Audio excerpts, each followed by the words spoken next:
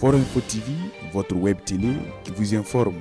Le lancement du certificat d'études primaires et du concours d'entrée en 6e session de 2023 a eu lieu du côté de la région du Centre-Ouest à l'école de Ramongo Tanguin A dans la province de Boulkiemde. C'est sous la houlette de la direction régionale de l'éducation préscolaire primaire et non formelle de la dite région que les candidats en quête de leur premier parchemin et leurs administrateurs ont accueilli les autorités. Le top départ a été donné par le secrétaire général de la région du Centre-Ouest en présence de plusieurs autorités et les acteurs de l'éducation. En effet, il a lors de son passage dans les différentes salles visité, galvanisé les candidats et leur donné de la force pour affronter les différentes épreuves. Le message donné, c'est leur souhaiter bonne chance parce que c'est des enfants. Ils ont appris au cours de l'année scolaire un certain nombre de leçons et je leur ai dit effectivement de ne pas paniquer parce que ce n'est qu'un examen. Et un examen, c'est juste reprendre un peu ce qu'ils ont appris durant l'année scolaire et juste vérifier voir quel est leur niveau de connaissance par rapport aux leçons qui ont été apprises.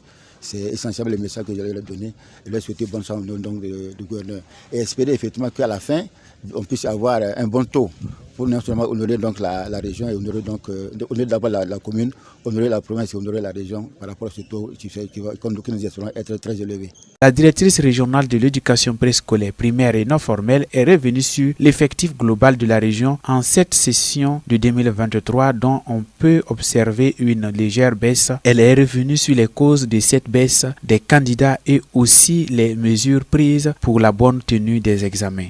Pour cette session 2023, nous comptons au total 48 339 candidats, toutes options confondues. Et comparativement à 2022, où nous étions à 50 339, nous voyons que les chiffres ont beaucoup baissé.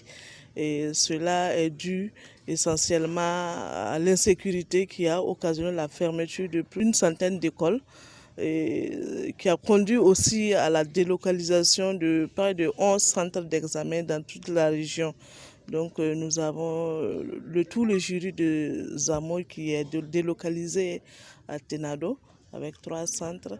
Il y a un centre de Dion, il y a un centre de Passin qui a été dans la province du Ziro qui a été délocalisé à Mao-Nassira, ainsi que 3 centres de taux. Donc c'est pour dire que cette année a été une année particulière, mais nous félicitons tous les acteurs qui ont œuvré pour que nous puissions maintenir ces 48 000 candidats pour leur permettre de passer leur parchemin aujourd'hui. Dans les différentes salles, on peut constater une certaine sérénité dans le visage des candidats. Par ailleurs, la CICEB de Ramongo est revenue sur un certain nombre de difficultés qu'ils rencontrent. Nonobstant, elle a aussi souligné les efforts fournis par les acteurs de l'éducation quant aux objectifs fixés afin de les atteindre. Si il y a à dire, il y a eu vraiment préparation.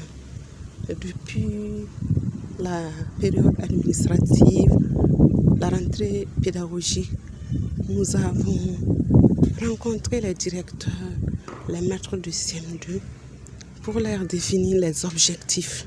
Et ensemble, nous avons fixé un taux à atteindre, soit 75%. Et avec nos multiples suivis, nous nous sommes rendus compte des insuffisances que nous avons tout le temps relevées lors de nos rencontres et proposer des stratégies de remédiation.